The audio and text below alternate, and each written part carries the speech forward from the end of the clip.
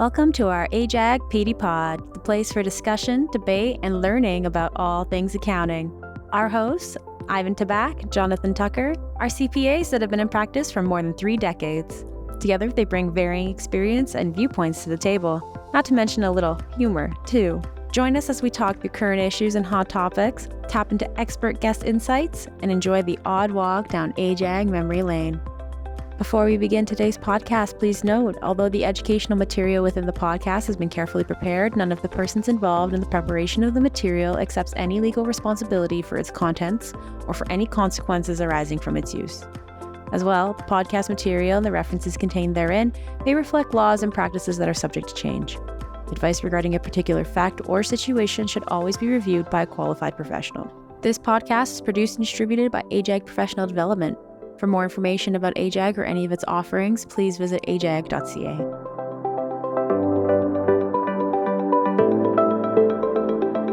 So, welcome back to AJAG PD Pod episode number 6. I'm Ivan Tabak. And I'm Jonathan Tucker. And today we'd like to welcome Gila Ossip, the CEO of Livelihood Household Payroll. Gila, welcome. And why don't you tell us a little bit about yourself and your company and how you got started? Okay, thanks. Well, thank you so much for inviting me to come here. It's very exciting. My name is Gila Ossip, and I started Livelihood Pay in 2008. So we're going on quite a few years now. And about myself, I'm an accountant and was working in a small accounting firm, and we were doing some payroll, but not very clearly and not very structured, I would say. Like most accounting firms. Yeah. So I realized that there was a need. I was also a young mom at the time and had a nanny and didn't really understand payroll as an accountant. Yeah. Wow. So I think that it was just because I had come from a big firm where we didn't do any payroll. And then when I moved to the small firm, I learned about payroll. But all of a sudden, I had to do my own caregivers, right. T4, and realize that there really is a lot of questions, and people don't want to learn payroll for just one person. Yeah. And as a employer of a caregiver, you are an employer, and all of a sudden you have a lot of obligations that you didn't really realize when you took on having someone work for you in your home. And we're not well set up as accounting firms to deal with the complexity and the, like, we would do payroll schedules for clients where it's a fixed amount, not hourly. And so if you're dealing in situations like that, like we just prefer people do a big payroll. Yeah. I mean, the resources are there for us to do it, but we can't charge the time or the inclination. And then there's everything around it. For just an owner manager, it's easy enough to do a regular payroll schedule. But when it gets into domestic employees, then it's more trouble than it's worth.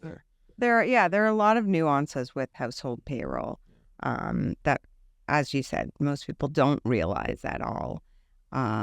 So that's where we come in, and we take it off of the accountant's plate, and we make you look good because we know what the employee is being paid because I actually physically pay the employees. So at year end, there's no, you let your nanny go halfway through the year, and we didn't prepare a record of employment, all these important obligations that you need to do. Right. Or you pay them half in cash and half on the books, or they took some vacation, but paid or not paid. Right. Or missed source deduction, so we'll just call this a loan this month and then catch up for it the next month. I guess so. So we don't see any of that because we are, if you need to stop your pay, we take care of it right away for you. So are there any trends, anything new that's come up? I would say there's lots of trends. We're seeing a lot of families with multiple staff. So there are families that have personal chefs. That's a fun new area for us, and we we have a lot of clients that have house managers, and Wow. which are people really taking care of your whole house. There's a lot of families that we work with that both partners are working out of the home, working really long hours, Yeah. and they need their house to run like a proper business. And so we see the multiple staff. So that's really interesting. And then we end up getting a lot of our information from the house manager. Right. Right. The employer is always CC'd on the emails, but if there's changes to the other staff, the house manager actually totally takes that over. That's So- crazy. Right? Interesting. Yeah. So you started out just doing nannies, wasn't it? Right, Because that's yeah. what that was your need. Yeah. My company was actually called Tax for Nanny originally. I thought so. Yeah. Yeah. We changed the name a few years ago. We don't do tax. So it didn't really make any see. sense to That's- have a okay, company okay. that called tax. Yeah. And we really don't only do nannies anymore. Right. Most of our clients probably started with nannies. One of the trends, I guess, that going back to that is that sort of sandwich generation. Yeah. So we have a lot of clients that still have a nanny in their house, but now their parents are aging. Yeah. So now they have staff for their parents as well. And now you're managing 2 payrolls. Yeah. And you're trying to, Yeah.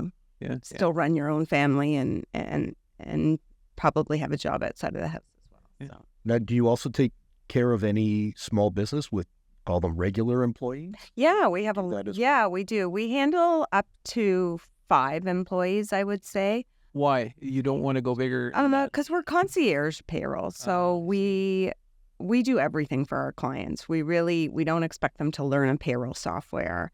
And I see. once you start getting bigger, you probably have someone on your team that could handle, taking on a little bit of knowledge with the payroll. Yeah.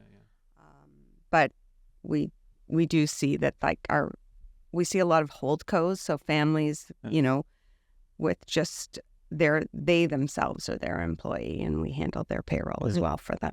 Oh, interesting.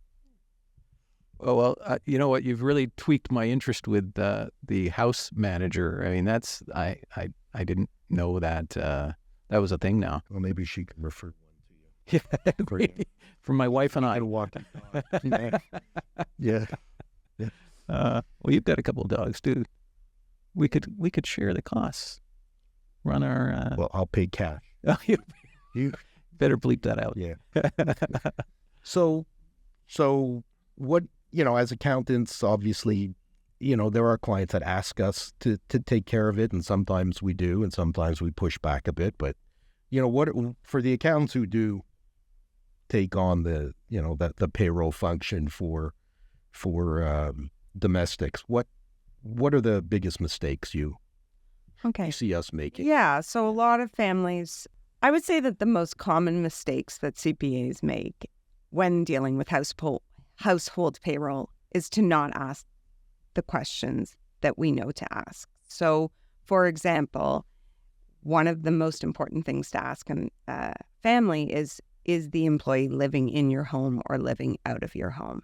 If the employee is living in, the family needs to understand that if they're not charging rent, that is a taxable benefit.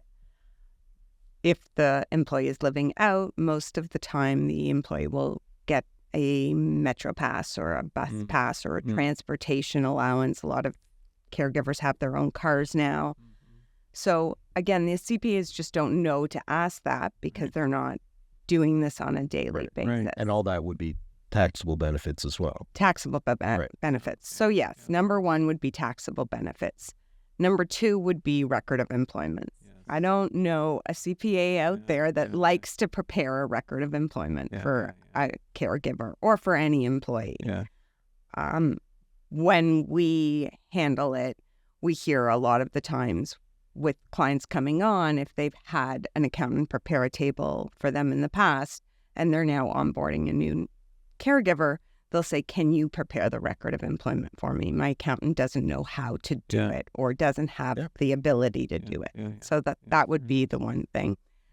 Another common mistake is just not checking in with the family throughout the year. So the family doesn't remember to tell the accountant that they let the nanny go or they hired a new person. And then all of a sudden at year end, when you're scrambling to do the T4, Right. the family tells you a million different things that happen throughout the year. Your tables aren't reconciling.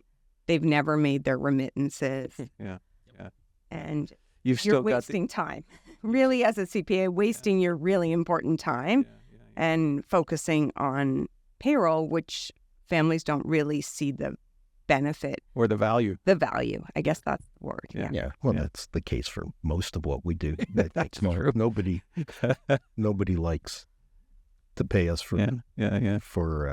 we'll call it the basics. Yeah. Right. Now, what about workers' comp? I mean, I know I've brought that up to clients who I've seen, who are doing their own T4s for nannies, and I ask them about it, and they say, no, we don't need it. It's not important. We check. We don't have to. Right. You tell them we know you have to, but they do what they want. But what? Yeah, I mean, the fact that you know that workman's comp is mandatory is actually pretty fantastic because most CPAs don't know that. So workers' comp, when a family has hired someone to work in their home with children more than 24 hours a week or to do any type of housekeeping, WSIB, workers' comp in Ontario is mandatory. So let's talk about that. We're just talking about Ontario in this case, but people watching this might be outside of Ontario. Exactly. Okay. So every province has workman's comp is provincially regulated. So every province has different rules. For example, British Columbia, workers' comp is mandatory no matter what, pretty much. I think it's like 10, 15 hours a week once you've hit that threshold. In Ontario, if you have a caregiver dealing with adults or elder care, that actually is optional. So the nuances of knowing which provinces are mandatory, which are not, what exact rules, we make sure that we know that and we guide our families. Are you across the country or? We're Okay. across the country. We see that most of the caregivers are hired in BC, Alberta, and Ontario. Right. I guess that's no surprise. Okay. So you mentioned, Gila, you made reference to programs that are run. So tell us about the programs that you're referring to. Yeah. So the federal government has tried to bring in many new people from other countries as household employees. And throughout the years, the program always changes. So Is it one program? they change the names and they actually change the rules every so often. So very common for the past many years was what we call the Temporary Foreign Worker Program, the LMIA, which is similar to any business that is trying to bring in a temporary foreign worker. So there were those rules. What is LMIA? LMIA is a labor market opinion. Okay. It is you had to basically look to the Canada to see. Okay. see that, and you had to prove that there was no Canadian out there that would take your job. So therefore, you need to bring in a domestic employee from outside. And that program was very stressful for the nannies because the work permit on that program the work permit for that employee had your specific name on it. So you, the employer, and if they didn't like working for that particular employer or that employer passed away, all of a sudden you now can't work in Canada because your work permit is no longer valid. Right. So you have to go back and wait a few months until you find another job and also find that job gets the paperwork back in place for the new employee. So there was no grace period at all. You're That's in your passport. Exactly. It literally said you can only work for Ivan Tabak. So if it's a couple, it would be one person of the couple that would. I was thinking of marriage breakdown. Like what happens? Yeah, if we actually have that this week. We have a caregiver on an LMIA, and the marriage has broken down, and the one partner whose name is on that work permit does not want to keep that caregiver.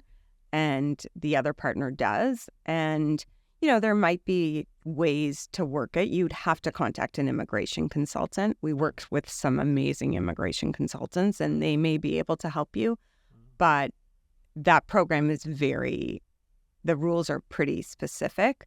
Because of that, they did start a new program, and they call it the pilot program, which is a terrible name. Yeah. It took years to come into play. It started right when COVID hit.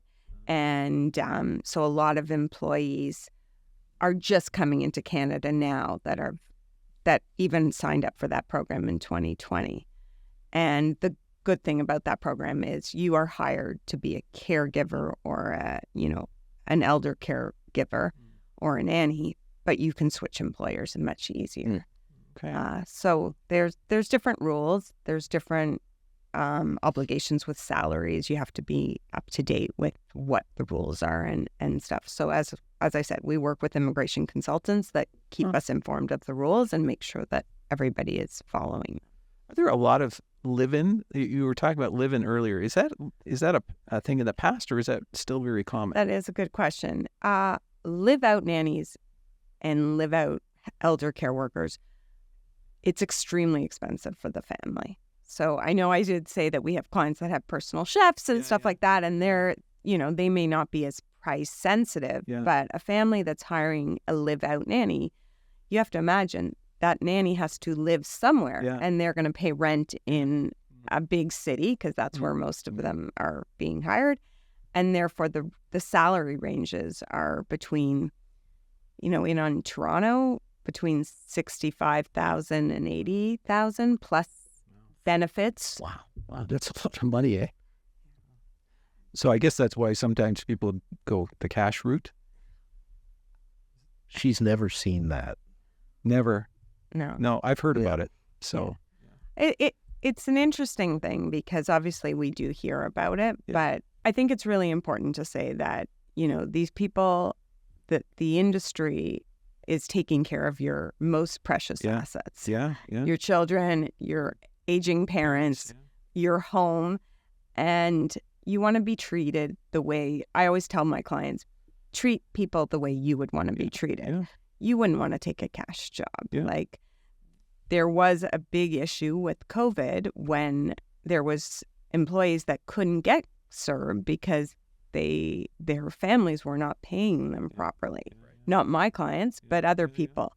And therefore, the families felt very guilty, and they had to keep paying their caregivers because the caregiver couldn't come to work.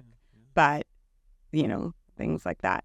It's also CPP, right? Yeah. I mean, people are relying, a lot of caregivers aren't contributing to an RSP, so they're relying on CPP. Yeah. Or they're going to need EI for maternity benefits, illness benefits, all those options, all those important things. Yeah. And you're taking that away from them. I see it going both ways, though. So sometimes the caregivers are the ones who want cash, right, and other times it's the people needing the caregivers that say, okay, well, maybe I should pay cash and not claim it as an expense. So it's still out there. I mean, that's still a pretty... Yeah, I would say it is out there. I think that it's getting better. I think caregivers are getting more educated. Yeah, they understand what they're taking on. I do believe that CRA will crack down on people. But sometimes it comes, because I remember with my mom, just before she passed, she was still living at home, and it was like, okay, we've got to get somebody in to take care of her. And you're making these decisions to bring people in, and you're not necessarily thinking, oh, I'm entering into an employment relationship now. So sometimes those situations, I guess you run across those, right? That's why you were drawing all the cash, huh? Yeah, and I do believe that, I think, again, that's where the CPAs, you hope that the family, you have a relationship with your family, that they will tell you right away when they hire a caregiver. It's a lot harder to clean up after the fact. Yeah. So I like to tell my clients, speak to your parents. Let's make these decisions when you're not in such a rush to make them. Yeah. And talk to your parents about what they want and how much it's going to cost, including the tax liabilities as well. Yeah, and the frequency and just the process of what needs to. So what do you do when you explain your process for people that aren't used to?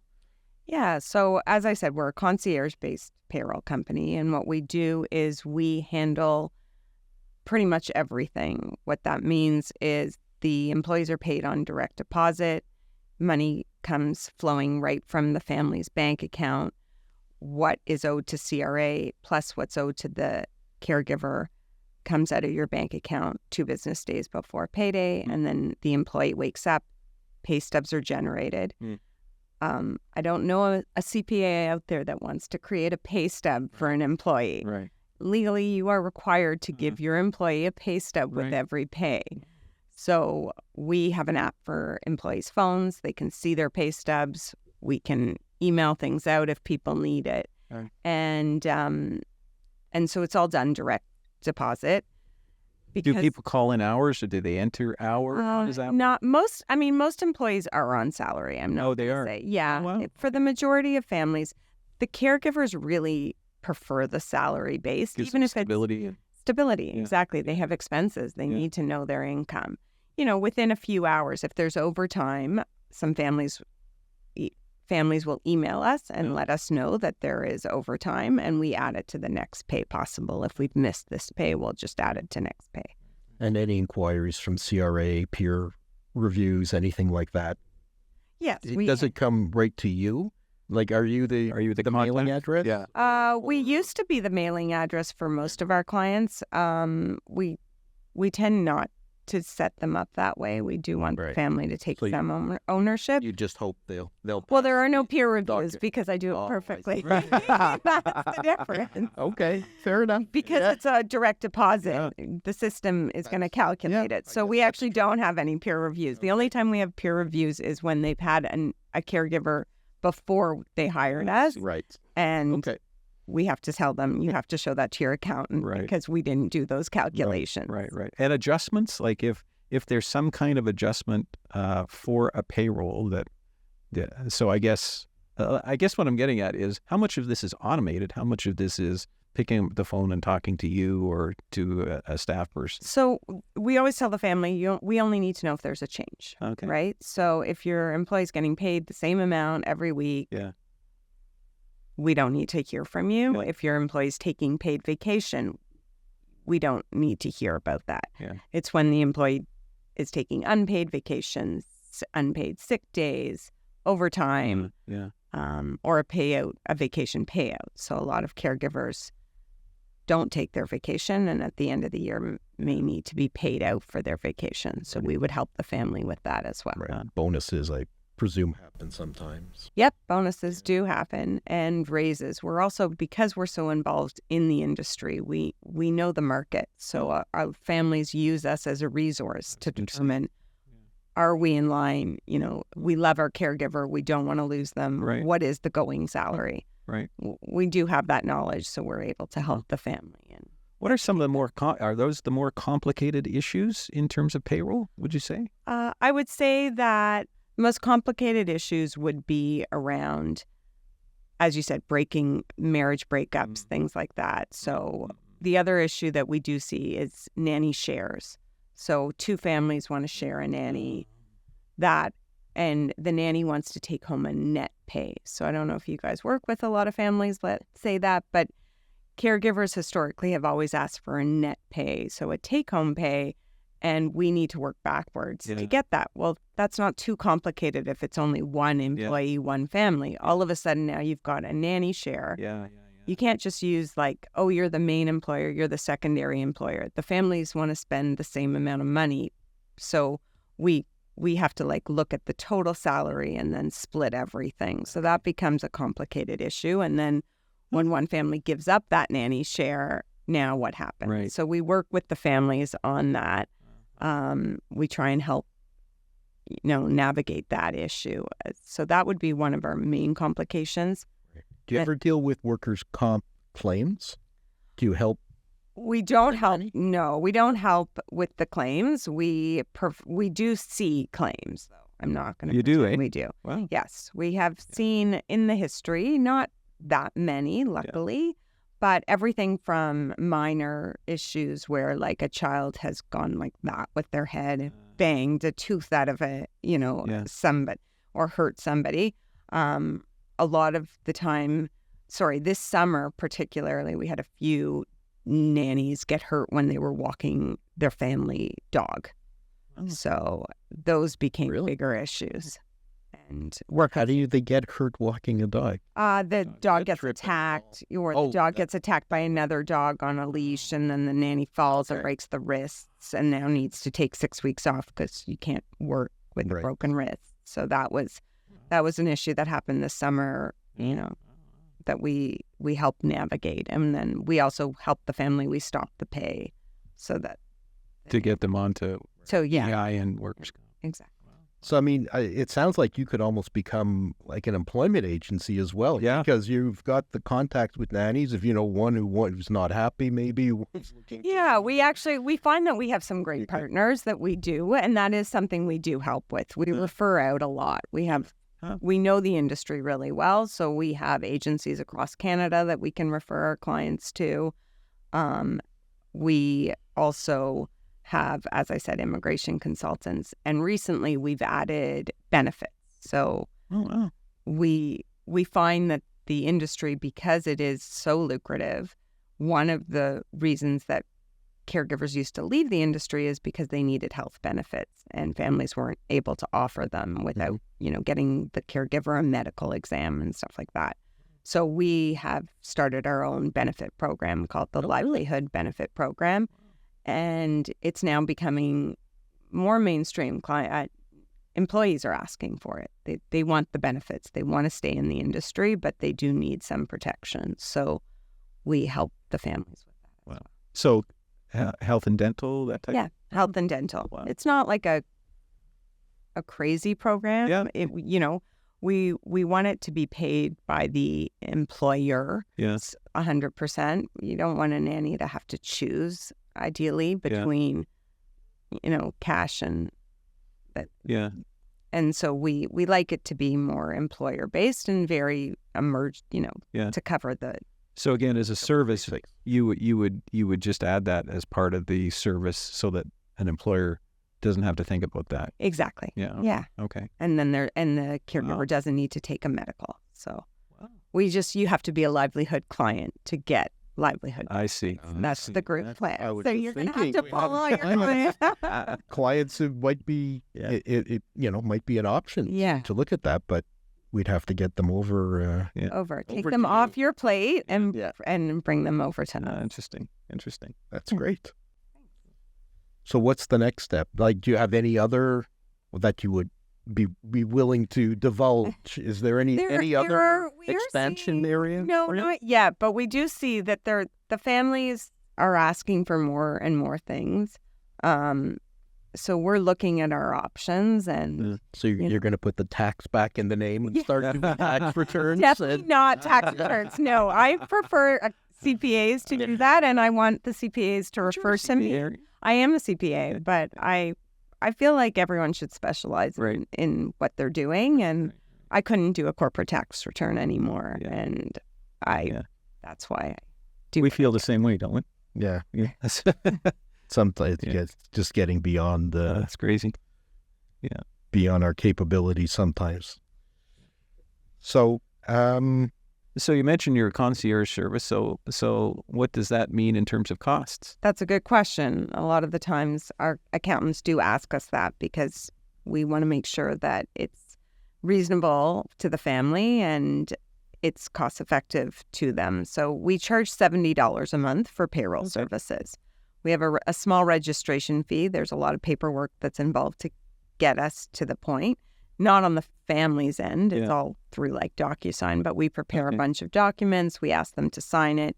So we charge $100 registration fee, and then there's $70 a month for your first employee. And is that one payroll per month? What if I come to you and say, yeah, but I would like them paid every week? I mean, is No, we most employees, that's a good question. Most employees want to get paid weekly. Okay. The industry is very common, so we don't charge extra. We prefer when families pay weekly or bi-weekly. Semi-monthly is always a bit complicated to explain to a caregiver when they're looking at a pay stub and it says, 86.6 hours a week to a family as well, and they don't understand it. So how much is it for additional employees? It depends on how many employees you have, but we take off a small fee per extra. So it could be 70, 60, 50. Yeah, something and things, like exactly. that. Yeah. We look at sort of the whole family. With elder care, because there is many times where it's round the clock care, Right.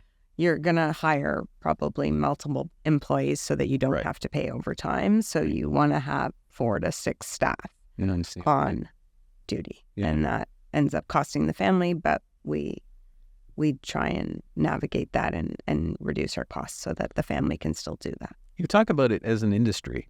Yeah. I never thought of it as an industry. So are there any resources like that we as accountants should know if clients ask us about this or that? Like, I guess my biggest takeaway for accountants is to realize, as you said, this is an industry. yeah, This is like going there's to become, standards of pay and things like that, which I wouldn't have thought. I wouldn't know where to look. and I think it's just going to get more and more Worse, yeah. worse, right? With elder care coming Yeah. down the pipeline, a lot of families do not want to have their caregiver, even if their elder goes into a home, you're probably going to hire somebody to go and Yeah. spend time with your family member Yeah. if you're able to. Yeah. And so things like that, it's going to become more common. People are going to be needing it and, keep us. Are there standards? Are there pay standards for that type of care as opposed to nannies? Because I know there are minimums. I would say elder care is probably more expensive than child care. Is it? Yeah. But there's no legislated thresholds for No, that type of pay. no, there isn't. It becomes, as with, especially if it's federally, if it's an employee that's Canadian or has an open work permit, it's a negotiation between the family and the caregiver. If it's on a work permit, then you need to follow certain guidelines, and it would be the job bank would indicate that elder care is more expensive than child care. Wow. So, yeah. Interesting. Did not know that. Always learn something new. Yeah, absolutely. Well, this has been really interesting and enlightening, and we've learned a few things, I think. Yeah. Hopefully, anybody watching will have picked up a few ideas. So thank you very much, Gila, for being here with us. Thank you for having me. It was wonderful to chat. And how can people get in touch? Please to go to livelihoodpay.com. That is our website. Our phone number is on the website as well. And we also have a contact us. So if accountants have any questions, please use our website as our tool Okay. to find us. That's good to know. That's great. Well, thanks again. And everybody, check in again for our next AJAG PD pod. Take care.